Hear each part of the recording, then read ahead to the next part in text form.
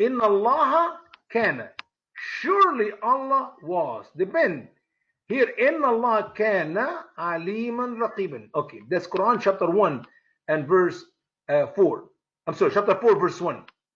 Notice here the word Inna Allah kana, this phrase Inna Allah kana, surely Allah was, is written in the Quran in 29 times. And I'm astonishing. Now we're talking about, brothers and sisters, 114 chapters. In chapter 4 alone, which is verse 1 here. Now, that statement or that phrase, surely Allah was never mentioned in chapter 1 or 2 or 3.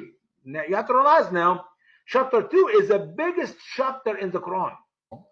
Chapter 4 is towards the later ministry of Muhammad, not towards the early ministry. You would expect Allah to speak about himself early on, actually.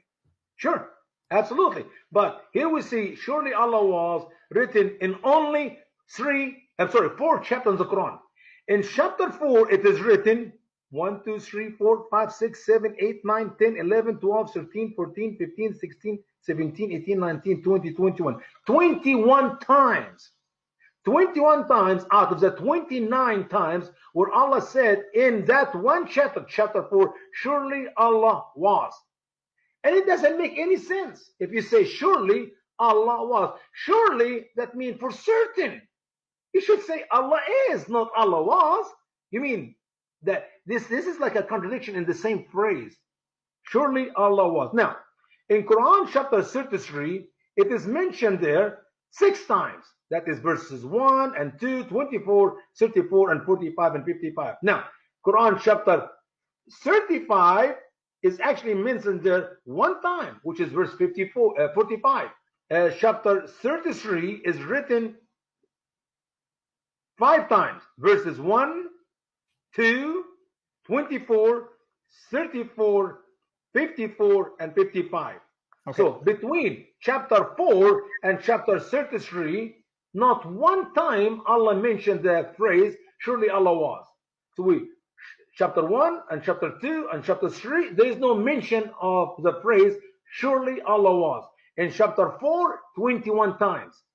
In chapter 33, 5 times. In chapter 35, 1 time, which is verse 45. Finally, in chapter 76, 1 time, which is verse 30. Surely Allah was. Brother, here's the problem with our dear Muslim friends. They have been brainwashed all their life. Man-made stuff. Man-made stuff. And when we look at these verses throughout the Quran and God was, whoa, that means there's a change take place. So it's not just about exactly. We're not picking up on a word. You're talking about the attributes of God. I mean, compare that to the Bible. Jesus Christ. I mean, Muslims say Jesus is just a human. Well, that's fascinating because it says Jesus Christ is the same yesterday, today, and forever. The word of God doesn't change. The attributes of God doesn't change. But yet in the Quran, and you know what's going to happen, brother, right? You know, we're going to point it out right now and say, look, it's talking about Allah in the past tense. Somebody going to come and say, oh, you guys don't know the Arabic of the Quran and you have to consult with the scholars. What you're telling me is the Quran is only a man-made product and only mere men can understand it and not anyone, only those who have a degree. So what kind of a book easy to understand then and detailed explanation if you cannot really comprehend it? That contradicts everything about the word of Allah in the Quran. If he said easy to understand, to who? This is a bigger problem. If Allah writes that book to mankind as guidance, how in the world do you expect me to be guided by a book which you yourself have about enough errors in it? It doesn't make any sense. And it's not just about grammar. It's about the subject. It's about the contradiction in the material. It's a bigger subject than we can handle it even in a year's study, but that's okay. Anyway,